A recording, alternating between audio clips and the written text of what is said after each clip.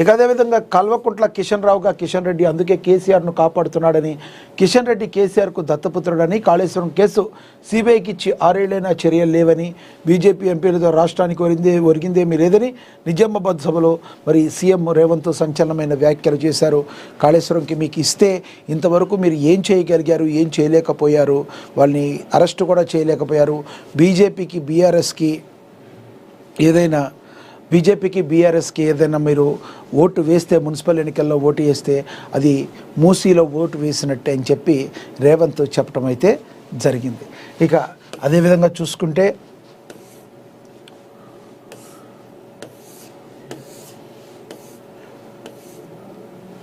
కేసీఆర్కు చెప్పుకుడు ఎందుకు తినిపించడం లేదని చెప్పి కిషన్ రెడ్డి చెప్పారు.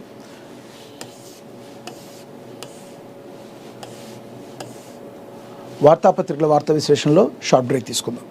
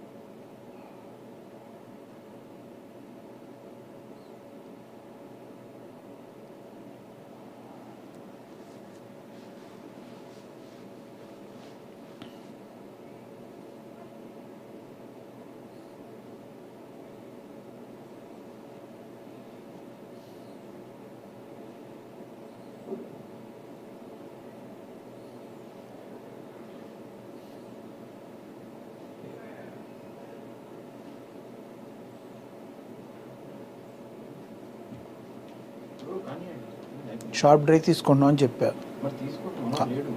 అవునా? అరే ఇప్పుడు మాట్లాడితే లైవ్ ఉందా?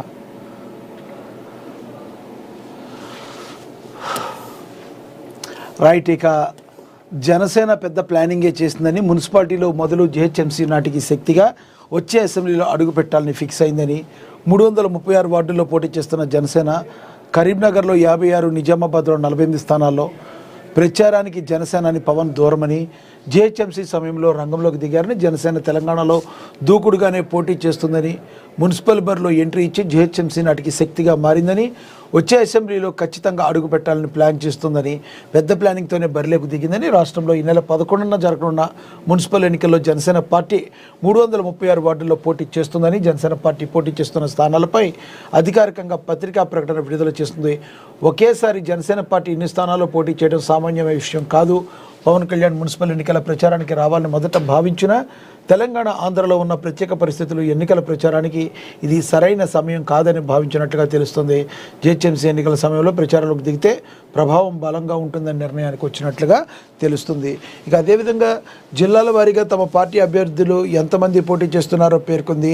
అత్యధికంగా కరీంనగర్ జిల్లాలో 56 వార్డులు, అత్యల్పంగా మహబూబాబాద్ జిల్లాలో 5 వార్డుల్లో పోటీ చేస్తుంది. 11న జరగనున్న మున్సిపల్ ఎన్నికల్లో తెలంగాణ వ్యాప్తంగా 336 వార్డుల్లో పార్టీ అభ్యర్థులు పోటీ చేస్తున్నారని, వారి నామినేషన్ పత్రాలను రిటర్నింగ్ అధికారులు ఆమోదించారని తెలిపింది. ఈ ఎన్నికల్లో జనసేన పార్టీ అభ్యర్థులు గాజు గ్లాసు గుర్తుపై పోటీ చేస్తున్నట్లుగా స్పష్టం చేసింది. జన సైనికులు, వీర మహిళలు పార్టీ అభ్యర్థుల గెలుపును కృషి చేయాలని విజ్ఞప్తి చేస్తుంది. నిజామాబాద్లో 48, కొత్తగూడెంలో 22, రంగారెడ్డిలో 21, ఖమ్మంలో 17, వరంగల్లో 20, నల్గొండలో 46, మహబూబ్ నగర్లో 44, మహబూబాబాద్లో 5, మెదక్లో 18, కరీంనగర్లో 56, ఆదిలాబాద్లో 39 జనసేన పోటీ చేస్తుంది. మున్సిపాలిటీలో గ్లాస్ బోని షురూ చేయాలని భావిస్తుంది. సినీ నటుడు యువ హీరో తనీష్ ప్రచారానికి కూడా మరి మంచి స్పందన లభిస్తుందని కూడా ప్రచురించారు. ఇక బాత్రూమ్ క్లీన్ చేసే కెమికల్స్తో కల్తీ నెయ్యి తయారు చేశారని చెప్పి చంద్రబాబు మరో బాంబు అయితే పేల్చారు. మరి ముఖ్యమంత్రి నారా చంద్రబాబు నాయుడు సంచలన ఆరోపణ చేశారు. బాత్రూమ్ క్లీనింగ్ చేసే కెమికల్తో చేసిన నెయ్యిని తిరుమలకు సరఫరా చేశారంటూ సంచలన ఆరోపణ చేశారు. శ్రీశైలం ప్రసాదం తయారీలో కూడా కల్తీ నెయ్యిని ఉపయోగించారంటూ చంద్రబాబు సంచలన వ్యాఖ్యలు చేశారు. తిరుమల లడ్డూలో కల్తీ నెయ్యి అంశం ఏపీ రాజకీయాలు కుదిపేస్తున్న సమయంలో చంద్రబాబు శ్రీశైలం ప్రసాదం తయారీపై చేసిన వ్యాఖ్యలు సంచలనం అయితే రేపుతున్నాయి. మరి ఈ రకంగా సంచలనం రేపుతుంటాన్ని మనం గమనించవచ్చు. సో ఓవరాల్గా చూసుకుంటే మరి చంద్రబాబు నాయుడు ఈ రకంగా మరి అక్కడ ఏదైతే ఇప్పుడు వరకు తిరుమలలో ఏ రకంగా జరుగుతుందో మరి తిరుమలలో జరిగిన దాన్ని అదేవిధంగా శ్రీశైలం కూడా జరిగింది అనటం మరి చాలా వివాదాస్పదంగా మారింది అయితే మనమైతే చెప్పుకోవచ్చు. ఇక కేసీఆర్ చెప్పుకుడు ఎందుకు తినడం లేదని కూడా మరి కిషన్ రెడ్డి ప్రశ్నించారు. ఇక అరవ శ్రీధర్ మామూలుడు కాదు, మరో 2 మహిళలతోనూ చాటింగ్ హిస్టరీ బయటపెట్టిన వీణ అని కూడా ప్రచురించారు.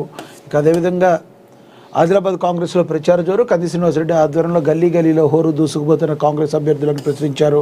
ఇంకా అదేవిధంగా చూసుకుంటే 2 ఏళ్లలో కాంగ్రెస్ పాలనలో రాష్ట్రాభివృద్ధి శూన్యమని, ఇచ్చిన హామీలను విస్మరించి బుకాయిస్తున్న రేవంత్ సర్కార్ బీఆర్ఎస్ పార్టీ శాసనసభ పక్ష నేత మాజీ మంత్రి ఎమ్మెల్యే హరీష్ రావు చెప్పారని కూడా ప్రచురించారు. ఇంకా ఎలక్షన్లు తెచ్చాయి ఓటర్లకు ఉపాధి అని చెప్పి మరి ఒక ఆర్టికల్ అయితే రాయటం జరిగింది. అభివృద్ధికి పట్టం కట్టండి, బీఆర్ఎస్ అభ్యర్థులను గెలిపించండి అని కూడా ప్రచురించారు.